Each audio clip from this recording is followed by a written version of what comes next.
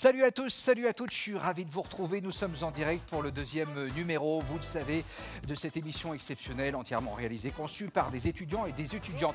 Mais vous êtes qui, vous? Vous êtes qui? Mais qu'est-ce que vous faites là? Je suis l'invité, Stéphane Margot. Ah, vous êtes Stéphane Margot? Ah, mais je ne vous ai pas reconnu, d'habitude, vous avez une casquette. Oh, bienvenue Stéphane, je suis confus. Bienvenue dans l'émission. Doucement. On vous retrouvera tout à l'heure. Allez. Vraiment, toutes mes excuses, vous l'avez compris, cette émission est consacrée à la cascade et au monde fabuleux des cascadeurs. Vous êtes prêts? Allez, top générique, maquillage pour Stéphane.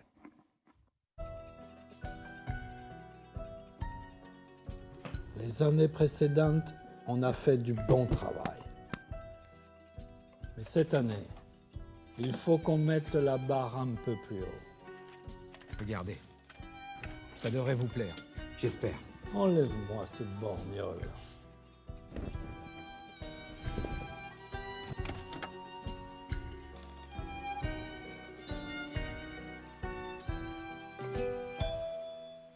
Mesdames, Mesdemoiselles, Messieurs, faut-il avoir un grain de folie pour devenir cascadeur? Voilà la question que je vous pose aujourd'hui.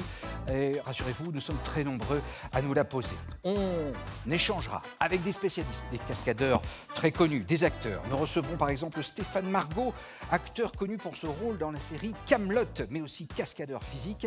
Nous évoquerons ses cascades. Il sera accompagné du célébrissime Jean-Pierre Goy, qui est un ami de l'émission, cascadeur mécanique cette fois-ci.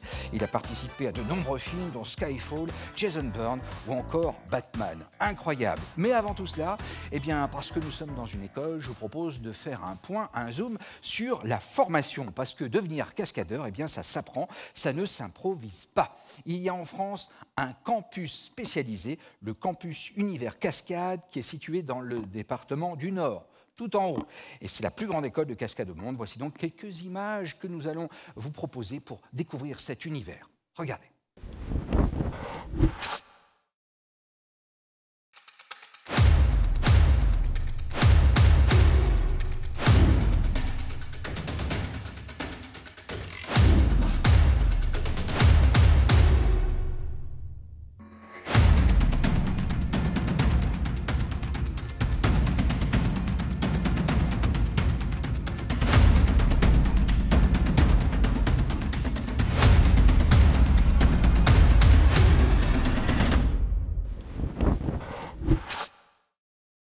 Impressionnant, hein, ces premières images du CUC. Et je vous présente maintenant notre premier invité. Il s'agit d'un étudiant du campus Univers Cascade, Gabriel Grange, qu'on peut applaudir. Bienvenue, applaudissements pour lui, bonjour. Alors Gabriel, est-ce que vous vous êtes lancé en toute conscience dans cette formation? Très honnêtement, vous aviez une idée des risques encourus? Eh bien oui, quand on commence à s'intéresser à ce métier, on se rend compte vite des risques. Mais quand ce métier ça devient une passion, on s'en fiche des risques et on fait avec. Alors vous vous entraînez régulièrement avec des amis en parallèle de vos études. On vous a filmé dans une salle de parcours Kiméo, ici dans la région de Lyon, et nous avons pu notamment interviewer vos camarades. Regardez les premières réactions.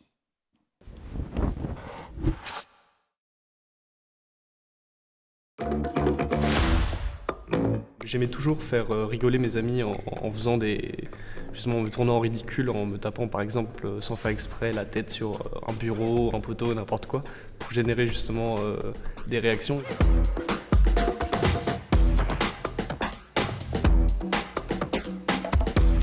Je m'appelle Mathis Forest, ça fait 3-4 ans à peu près que je fais de la cascade en tant qu'étudiant dans le campus Univers Cascade, une école située dans le Hauts-de-France. La cascade, c'est totalement une activité de groupe. Il faut qu'il y ait toujours quelqu'un d'autre pour... ça se joue pour faire grandir d'autres personnes. Ce qu'on va apprendre au campus Univers Cascade, ça va être globalement le combat, les chutes, les acrobaties et la comédie.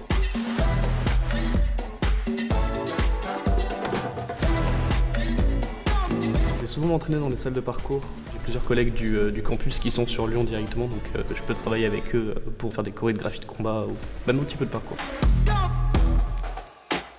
Donc oui, c'est quelque chose à risque, mais il ne faut pas se laisser arrêter par ce risque-là, justement. Il faut continuer d'aller jusqu'au bout pour éviter de rester sur des problèmes et rester bloqué sur des peurs ou des traumatismes.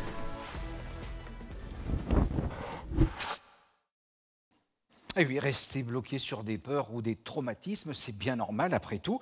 Alors, je vais poser évidemment la question à notre ami Gabriel. Comment on se sort de blocage, de traumatisme après une mauvaise chute? Parce que j'imagine que ça vous arrive régulièrement. Bah, ça arrive des fois, et pour ça, il n'y a qu'une seule solution, bah, c'est faut travailler, il faut beaucoup de patience. Et je pense qu'après ça, on peut revenir de n'importe quel traumatisme. Alors, quand vous n'êtes pas présent au campus, vous tournez des vidéos. Vous avez un compte Instagram et on a récupéré une vidéo assez incroyable. On la regarde et vous allez nous expliquer. C'est parti, regardez. Bon, monsieur Lambert, je vais être franc avec vous. Mathieu a des problèmes de violence. Il a frappé un de ses camarades, il a frappé un de ses enseignants. On ne peut pas tolérer ça ici, il faut que vous fassiez quelque chose. Ouais, je vais faire Mathieu, monsieur Lambert, qu'est-ce que...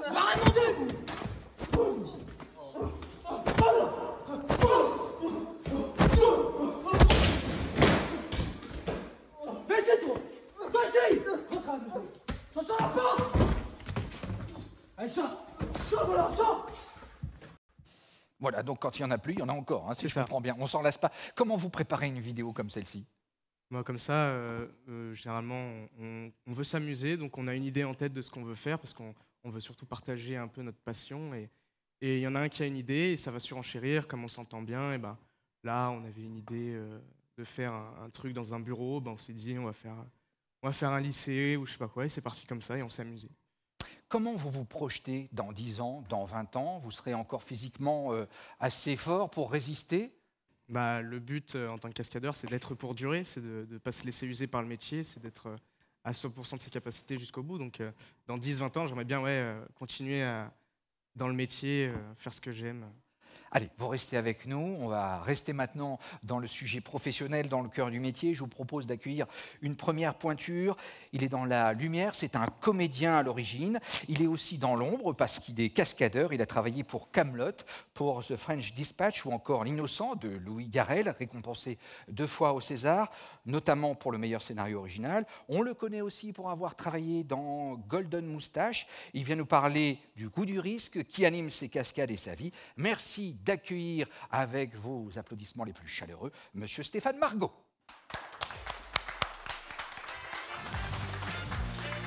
Bonjour. Stéphane, encore toutes mes excuses. Sans rancune. En place. Stéphane Margot, que j'ai pris pour un intrus, bien sûr, en début d'émission. Stéphane, ravi que vous ayez accepté notre invitation. Alors, qu'est-ce que ça fait de voir un film dans lequel vous avez travaillé, récompensé comme ça au César? Bah, ça fait plutôt plaisir. Surtout justement quand on est... Moi j'étais en tant que régleur sur L'Innocent, donc forcément on me voit au générique. Bon, il y a un moment donné, je conduis une camionnette, mais c'est très furtif. Donc en plus, c'est assez agréable d'être régleur de cascade sur un film qui n'est pas un blockbuster. Voilà, c'est pas John Wick, c'est pas les grosses machines à cascade. C'est plutôt un film d'auteur. Mais même sur un film d'auteur, il y a besoin de gérer la sécurité, la sécurité dans les accidents, évidemment, puisque là, en l'occurrence, la principale cascade de L'Innocent, c'est une percussion voiture-piéton. Qui a demandé beaucoup de préparation, je crois. Qui a demandé beaucoup de préparation, parce que Louis est très exigeant, donc, ce qui est plutôt agréable. Et on a beaucoup réfléchi. J'ai fini par le convaincre sur la façon de faire la percussion. Parce que je suis allé revoir plein de films avec cette séquence classique, hein, voiture-piéton. Et à un moment donné, je suis tombé dans Hit. Et il y a une belle percussion. Et on a choisi de garder le même découpage qui était super efficace. Voilà.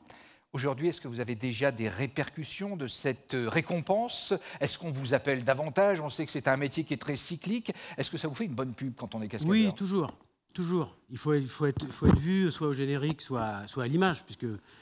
Quand on est comédien, on fait aussi des rôles avec cascade. Alors, le monde de la cascade, c'est un domaine évidemment extrêmement vaste. Vous êtes spécialisé en cascade physique et vous étiez d'ailleurs acteur, je crois, avant même de passer de l'autre côté. Comment vous êtes retrouvé dans ce milieu? Qu'est-ce qui s'est passé? Alors, je dirais qu'on arrive dans la cascade, alors pas par accident, heureusement, mais par relation. C'est-à-dire que j'avais une amie qui était sur un film et le réalisateur voulait... un grimpeur, enfin doubler un comédien pour escalader un château, mais de façon moderne, comme à l'époque Edlinger, enfin vraiment grimpe à main nue et tout. Et le régleur de cascade, qui est le papa de la cascade française, Claude Carliez, n'avait pas de grimpeur moderne dans son équipe. Voilà. Et elle a juste glissé. Moi, j'ai un ami qui n'est pas cascadeur, mais qui est comédien, qui est sportif, qui grimpe plutôt pas mal, ce qui était mon cas. Et voilà, j'y suis allé, j'ai fait l'essai, j'ai grimpé le château. Le régleur de cascade a vu que j'étais pas trop un manche, donc il m'a confié toutes les autres cascades sur le film, et puis voilà. Et à cette époque, bien sûr, il n'y avait pas de formation pour devenir cascadeur. Non. Ma génération, on arrivait avec un bagage sportif, une spécialité. Hein. J'aurais pu être bon à cheval, bon en moto. Bon, moi, c'était plus le physique. Et après, on travaille sur les plateaux. Alors que maintenant, c'est vrai qu'une école comme le CUC, c'est précieux. Allez, C'est je une vous vraie propose, formation. Stéphane, de Oui. regarder un extrait incroyable d'une de vos cascades dans le film En attendant un miracle. C'est une scène de noyade marquante où vous faites une cascade, la cascade de votre propre personnage, comme à chaque fois d'ailleurs, je crois. Hein. Est-ce que vous pouvez nous expliquer en détail et commenter les images qu'on va pouvoir découvrir, nous expliquer la préparation notamment? En fait, c'est un réalisateur avec qui j'ai beaucoup travaillé. Il ne m'a pas souvent confié des rôles. Et puis là, il y avait ce rôle qui tombe dans la baignoire, qui se fait maintenir sous l'eau. Enfin bon, voilà, une vraie fausse noyade, on va dire. Et du coup, au lieu de prendre un cascadeur pour doubler, parce que c'est compliqué, qui dit doublure, dit si le comédien a des cheveux, il faut qu'on me colle une perruque. On ne peut pas faire de gros plans. Donc pour un réalisateur, c'est l'idéal. Ce n'était pas un grand rôle dans le film, mais c'est l'idéal d'avoir le comédien qui s'auto-double, entre guillemets. On va maintenant voir un deuxième extrait sur le film Low Life, une torche humaine assez impressionnante. Est-ce que vous pouvez nous expliquer le fonctionnement type d'une cascade comme celle-ci? Alors ça fait partie des cascades extrêmement techniques et précises, au niveau du matériel, au niveau de la préparation, au niveau de l'extinction du cascadeur. Donc en fait, là par exemple, bon, c'était pas une torche complète, mais là je brûlais, mais j'avais 2 personnes de mon équipe avec moi. C'est-à-dire que du coup, j'étais pas régleur, j'avais pris un ami comme régleur pour la torche et un assistant régleur, parce qu'on se connaît, nous, on se fait des signes. Si tout d'un coup la chaleur rentre, parce que le principe du matériel qu'on utilise, c'est un retardateur de chaleur. Et à un moment donné, puis on est en apnée en plus, donc on ne peut pas tenir un quart d'heure. Donc à un moment donné, quand la chaleur rentre vraiment trop, là on se jette à plat ventre, on se fait un signe et ils viennent vous éteindre. Gabriel, votre réaction, qu'est-ce que vous pensez d'un tel parcours et des cascades réalisées par Stéphane? C'est inspirant, ça donne envie de percer dans la cascade et le cinéma français comme Stéphane a pu le faire. Et ouais, c'est très inspirant, ça donne encore plus envie de se lancer dans le métier. En tout cas, merci beaucoup Gabriel d'avoir été avec nous. On peut vous applaudir bien fort. Bravo. Et puis, on croise les doigts pour votre carrière. Longue carrière, belle réussite à vous. Alors, on vient de voir des cascades physiques avec vous, Stéphane, il y a aussi des cascades mécaniques. On va justement accueillir dans quelques instants un expert dans ce domaine, mais d'abord, vous allez voir un petit reportage qui a été réalisé par nos équipes sur le domaine du dit cascadeur qu'on découvre tout de suite. Regardez.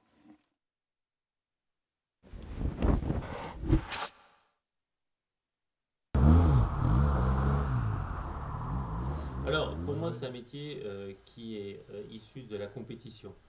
J'ai commencé par le trial, après l'enduro, et j'ai fait ma carrière grâce au tout-terrain. Mon premier tournage, c'est un commissaire moulin dans Montmartre. C'était avec une moto ramasse-crotte qui avait apparu à une époque avec une grosse caisse derrière sur une XT. Et le cascadeur qui était sur le tournage n'arrivait pas à faire ce que le réalisateur souhaitait. Donc on m'avait vu à la télé, sur TF1, je crois, Automoto, faire des trucs. Et il y a quelqu'un qui m'a appelé et c'est parti comme ça. On m'a toujours fait bosser au cinéma pour la précision. Le premier gros film, j'ai travaillé avec l'équipe de Rémi Julienne pas mal d'années, qui s'appelait Honor Bond. Et le réalisateur était le frère du réalisateur du James Bond Demain ne meurt jamais. Et 7-8 ans après, il s'est souvenu de moi quand ils ont eu besoin d'un cascadeur. J'ai plus été frustré par des réalisateurs qui ne me laissaient pas carte blanche. J'aurais toujours rêvé qu'on m'appelle avant que l'écriture du scénario, la partie cascade, ce qui m'intéressait, commence. Vous avez une passion pour filmer et nous on a une passion en faisant des cascades à vous donner des images spectaculaires, donc ça se marie super bien.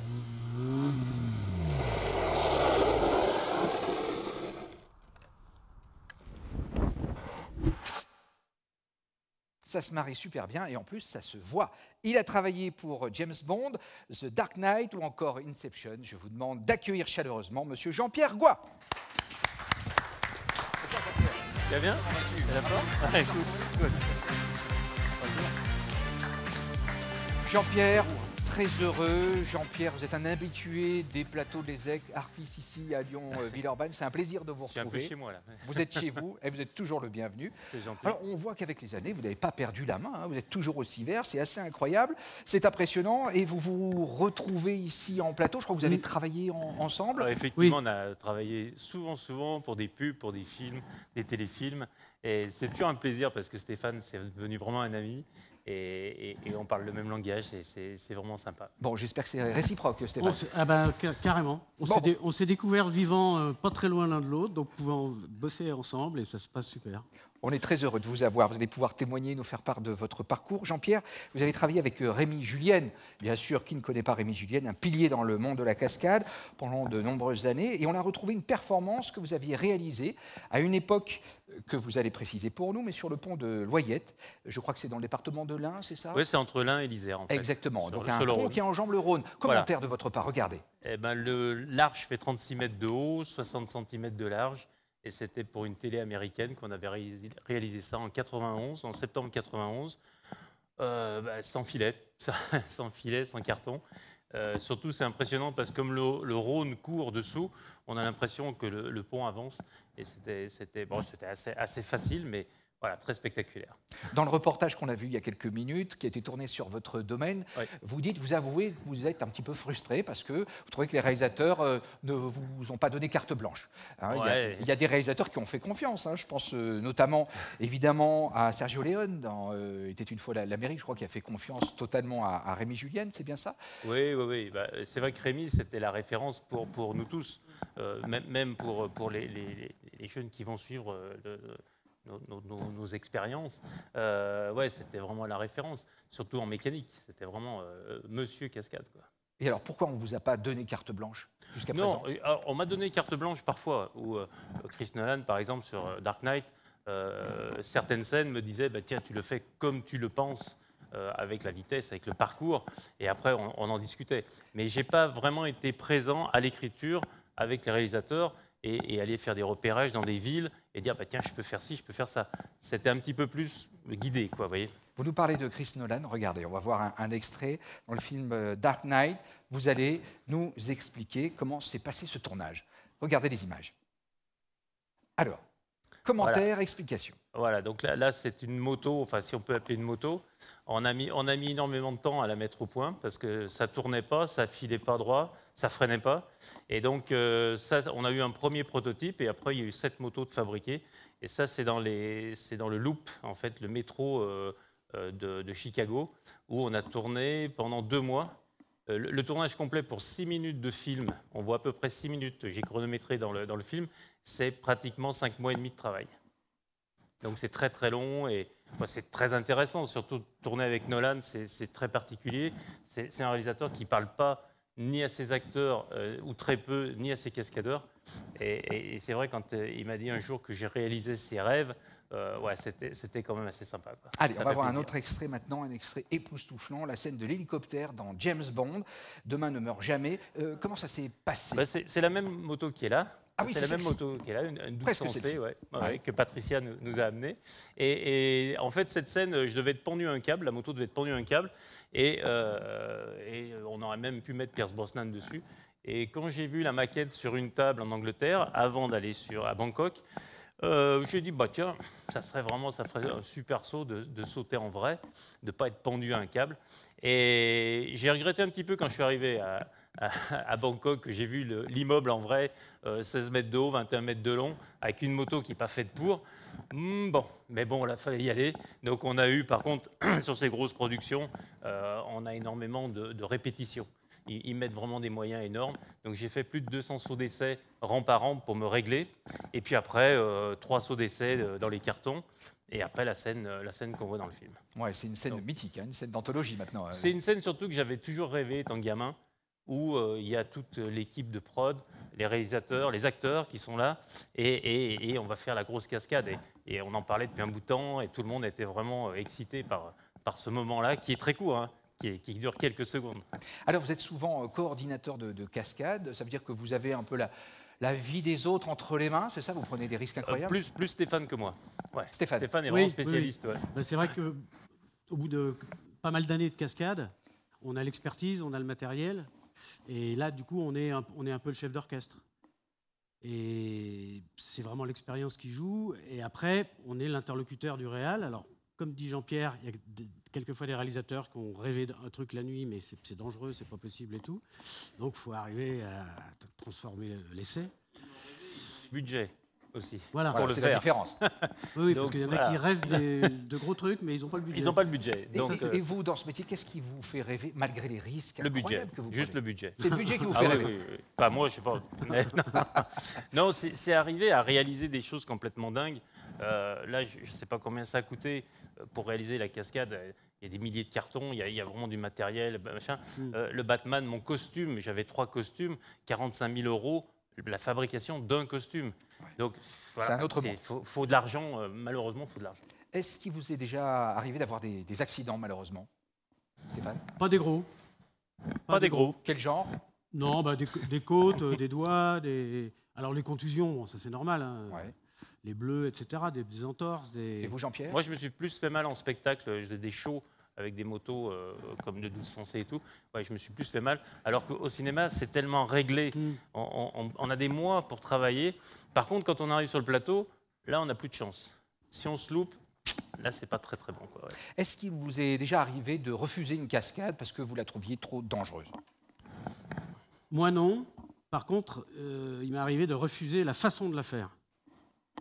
Voilà. On vous demandait de prendre trop de risques. Exactement. Quand on me demandait, c'est déjà assez ancien, mais quand on me demandait de mettre le petit comédien qui avait 6 ans, qui devait marcher sur une balustrade dans un immeuble parisien au 6e étage, il voulait que j'assure sa sécurité en étant, moi, accroupi sur le balcon.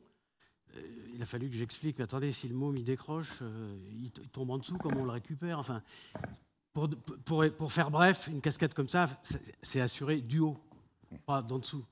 Donc là, j'ai dit, niette. Soit vous m'amenez une petite doublure, c'est-à-dire un petit môme qui fait du cirque, et là, c'était le jeune comédien, quoi.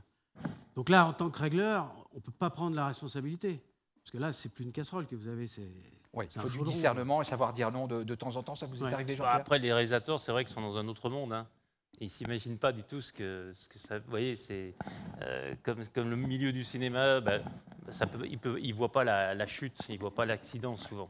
Et nous, on est là, surtout Stéphane, pour leur expliquer, dire, bon, attention, là, les gars, ça risque d'être quand même un peu dangereux, quoi. Alors, vous risquez votre vie pour les acteurs. Quelles sont vos relations avec ceux qui sont toujours en lumière et que vous remplacez le temps d'une scène? C'est très irrégulier. Sophie Marceau, toi? Oui. Ou... Non, ouais. Ouais. Ouais. Ouais, D'accord, donc vous faites la doublure de Sophie Marceau, de temps en temps. Non, il a tourné. Alors, il j'ai a doublé tourné avec, Marie-Christine Barrault, quand même, pour le gag. Beau défi. Pour une cascade avec une 2 chevaux, ouais. Avec une belle perruque blonde et tout. Ouais. Ça l'a beaucoup fait rire, d'ailleurs, quand elle m'a croisé le matin avec ma perruque. Et donc, comment ça se passe au maquillage, par exemple, ou sur les plateaux? Alors, je disais, c'est irrégulier, parce qu'elle, bon, ça l'a surtout fait rigoler, parce que quand elle m'a vu avec son costume, petit haut rose, moulant, années 60, perruque blonde et tout, j'avais l'air d'une drag queen, quoi. Donc, ça l'a fait marrer. Et tu te promènes plus en ville maintenant comme Non, ça? Non, t'as arrêté? j'ai rendu le costume. D'accord. Et après, bah, c'est très irrégulier, justement parce que des fois, vous doublez un comédien ou une comédienne, ils vous remercient parce qu'en fait, on sert leur rôle. Et il arrive aussi qu'on double un comédien, il ne vient même pas voir. Ouais, c'est D'accord, vrai. aucune relation. Ouais. Ouais. Moi, j'ai eu la chance d'avoir vraiment beaucoup d'acteurs, comme Brosnan, par exemple, Pierce Brosnan, qui m'a vraiment, lors à Bangkok, il y avait, ou Jérémy aussi, qui était vraiment adorable, à la conférence de presse, tout le monde lui dit « Ah, vous allez faire une super cascade en moto, c'est incroyable, vous êtes préparé ». Lui, il a tout de suite dit « Non, c'est un Français, c'est Jean-Pierre Goy ». Et il m'a vraiment mis en avant. Oui, Il y a des acteurs, donc je ne dirai pas les noms, mais qui sont encore à faire croire à tout le monde qu'ils font les cascades. Oui, ce sont les limites de ce métier. On a retrouvé une photo très intéressante avec Jeremy Renner, regardez. Là, c'est assez bluffant. Et on a le sentiment... Je suis à gauche avec les lunettes, moi. Voilà, Oui. c'est ça. On a le sentiment que On l'a bien finalement, reconnu, hein. on ne sait plus où est le vrai et où est la doublure. Hein. Avec les lunettes, ouais, c'est vrai. Mais Jérémy a fait beaucoup de cascades parce qu'il roule très très bien en moto avec une Ducati entre autres. Enfin, moins ces temps-ci parce qu'il a eu un petit accident chez lui. Mais il roule très très bien et je l'ai formé avec une 450 Honda de cross. Ça allait très très vite dans les rues de Manille. Et là, je le doublais, mais le but, c'était quand même qu'il réalise le maximum de performance. Et après, ce qu'il faut se méfier, je pense que Stéphane va être d'accord avec moi, les acteurs sont souvent un peu comme les réalisateurs. Il y a énormément de monde sur des grosses productions comme ça, donc ils ont tendance à ne pas penser au danger, à penser à leur rôle et à devenir un petit peu foufou, quoi. Un cascadeur, c'est pas du tout un mec foufou. Un peu Stéphane, oui, mais pas moi. Et pourtant vivant. Encore vivant, voilà. Stéphane, un mot sur ce sujet, et puis ensuite je vous demanderai ce qu'en pensent vos familles. Est-ce que les familles sont inquiètes à chaque fois que vous allez en cascade? Non, non. Ma famille me fait confiance, puisque j'ai même fait bosser mes enfants quand ils étaient petits. J'avais des jeunes comédiens et comédiennes à doubler. Et ma moitié, donc leur mère, avait totalement confiance. Elle les aura peut-être pas confiés à un autre régleur de cascade, mais elle savait qu'avec moi, je redoublerais de prudence. Oui, donc confiance de l'équipe, confiance de la famille, c'est important. Moi, mes parents étaient quand il y avait le pont de l'Oyette, ils étaient encore en vie. Ma mère, elle brillait pas quand même. Ouais, c'est un peu chaud. Il y avait de quoi flipper quand même, oui. Ouais. Alors, il y a l'intrusion des nouvelles technologies dans les cascades qui vous permettent peut-être de faire des choses inaccessibles jusqu'à présent. Stéphane, je crois que vous travaillez maintenant pour les jeux vidéo notamment. Oui, oui, oui. Que faites-vous?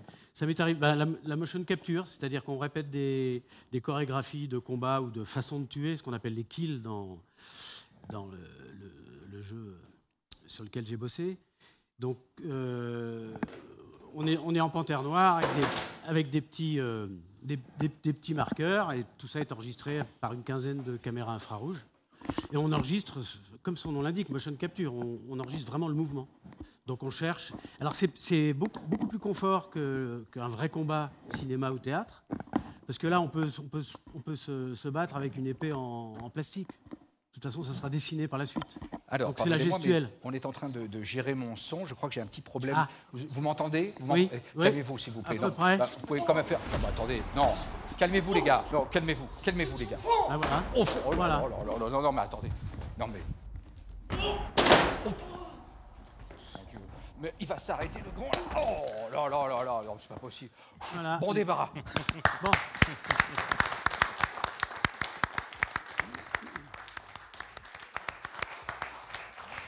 Ah, vraiment bluffant. Votre regard de professionnel, on peut les applaudir. Hein. Ce sont des étudiants du campus de la Cascade. Bravo. Cool. Génial. Avec une bouteille qui est en sucre, hein, donc pas de mal, il n'y a aucun souci. Votre regard de pro sur ce qu'on vient de voir? C'est l'avantage d'être un vieux cascadeur, on n'a plus à se faire mal, quoi. Mais ils sont plus pas fait mal. C'était plutôt réussi. Bah oui, plutôt, ouais, visuellement. Super. Ça le fait. Après, Allez. on peut rajouter du feu, on peut rajouter... T'énerve pas, Stéphane. Là, on a voulu maîtriser les risques et puis, vous savez, on a un producteur qui est quand même réglo. Hein, donc, attention aux assurances, etc. Il nous reste quelques secondes pour conclure cette émission. Que retenir? Qu'avez-vous envie de dire aux jeunes qui nous regardent en une phrase? On commence par vous, Stéphane. Une phrase. La passion au travail. C'est Louis Jouvet qui disait ça. Le talent, c'est la passion plus le travail. La persévérance, parce que ça peut être long. Moi, par exemple, justement, ma première cascade, dit en une phrase, il y a une Stéphane. porte qui s'est entrouverte. Ah oui, j'avais compris Une un phrase, paragraphe. Il parle pour moi, là. Il parle pour moi. Voilà. C'est terminé?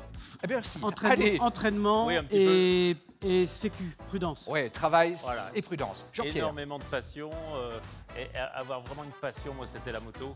Et essayer de s'éclater au maximum sans trop se faire mal. Ouais, prendre plaisir, maîtriser les risques et repousser un petit peu les limites dans la limite du raisonnable. Et avoir de l'imagination. Et Énormément. être créatif. Ouais. Les réalisateurs n'en manquent pas, j'ai bien compris. Allez, merci infiniment. On peut applaudir à Merci tous bien. nos invités.